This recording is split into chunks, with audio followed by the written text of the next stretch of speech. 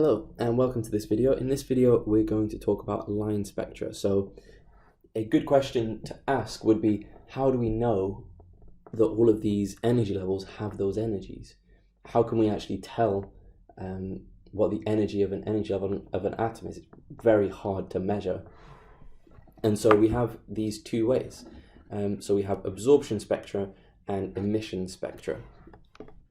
So what happens in absorption spectra is that we initially start with some light source. So this light source is emitting. I'm going to draw it as a bulb, but it could be emitting. It's emitting white light essentially. So it's all of the spectrum across, and it's emitting that. And then we have some sample. Some random gas, whatever it may be, and so the light rays, let me draw them like this, are going to pass through. Okay, but this sample is consistent of atoms that each have distinct energy levels, and if we've said if a photon comes in that has an energy level equal to the difference between these two energy levels, then it will be absorbed.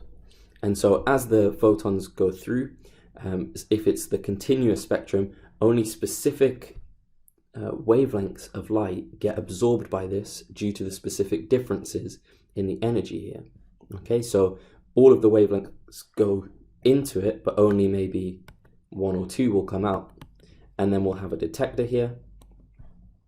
And this detector is essentially going to say, detect all of these colors that we can see, all of these wavelengths, but it won't detect these points here, okay, because these points here are where it has been absorbed in this sample. Okay, and so this is how we work out absorption spectra.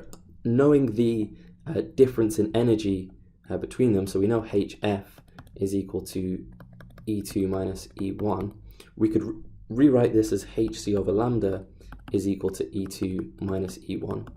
So if we know the wavelength, H and C are both constants.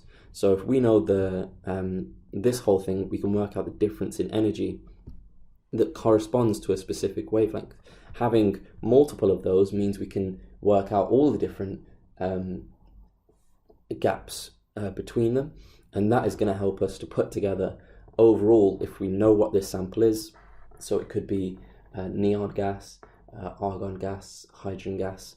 As long as we know what the sample is, we can then put together a pretty good model of what all of their energy differences are. Okay, then on the other hand, if instead of making the sample absorb it, we want it to just emit those specific wavelengths, then what we do instead is we usually put the gas into a lamp.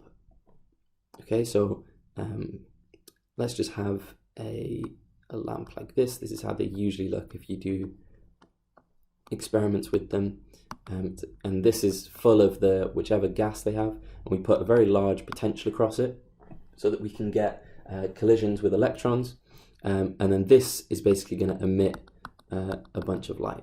Now there are other ways that we could do this. So this is if we have a lamp, we could put high potential across it. If we have a gas, it's also pretty straightforward that we can just heat up the gas, and heating up the gas will also cause it to excite and then de-excite. So we could also heat gas, and then it will also release photons. But these photons again have very specific energies, very specific wavelengths. So you'll notice the emission spectra and the absorption spectra of this are for the same atom or the same element. And that basically tells us that each element has very specific energy levels. Okay, so we can actually use these line spectra to be able to determine the difference between two different atoms. And so if we were to match these up, you would see that they would actually, this line here corresponds to this line here. But in this case, this light gets emitted. We just have a detector that detects these wavelengths of light, and those are this emission spectra. Okay, so now we know how to find the absorption spectra and the emission spectra of these two things. How do we use them? So the first thing we can do is use them to calculate the energy difference in the energy levels and therefore come up with values for the energy. But the second way we can use them, and probably the more interesting way, is if each element, so let me get rid of this so I have a little bit of space. So each element has its own line spectra.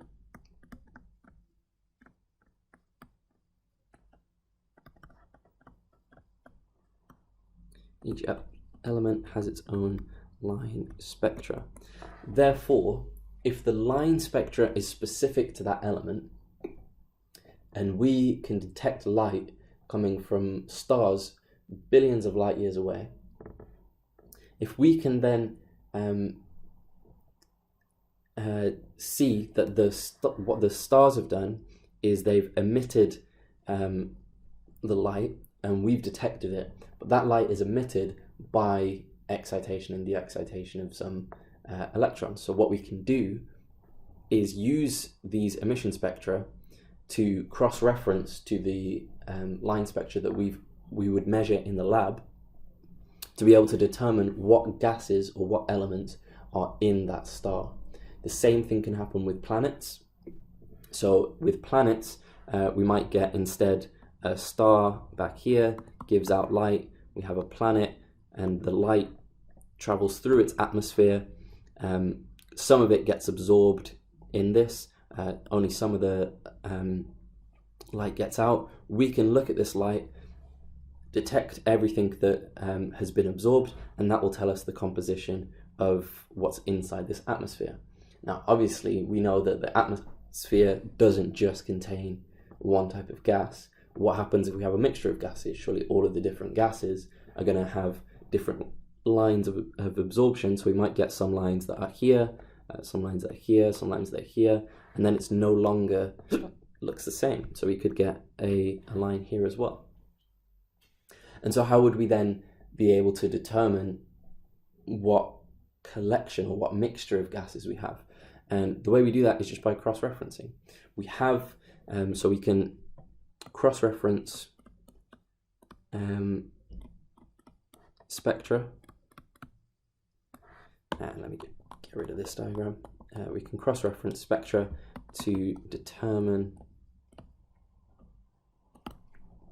the gases that are present. Okay, so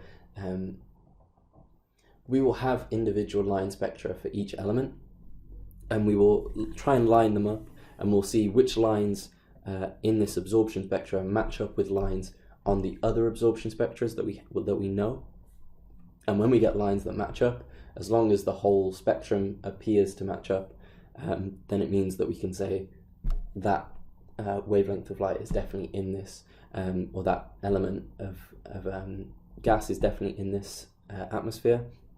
We do that for each of the elements that show a corresponding amount to this absorption spectra, and it then tells us the composition of the atmosphere of other planets. So this is how we can say, like, oh, it's raining diamonds on that planet, because we can measure what the light emitted is, and we could say, okay, that's definitely carbon, and then we can look at other things like the pressure of the atmosphere and how it's changed the speed of it, and things like that, and it tells us basically these things. So we haven't actually seen the diamonds falling from the sky, or it raining acid on other planets, but from just looking at the light that passes through their atmosphere, we can actually determine what it's made up of, which is pretty cool.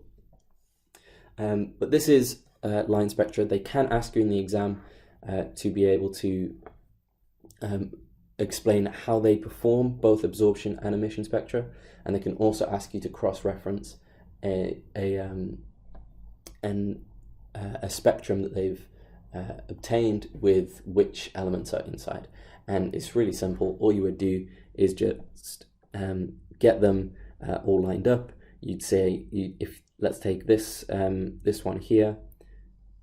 Let's say you had a spectrum under here that had one there, and then it also had this line here, and it also had this line here.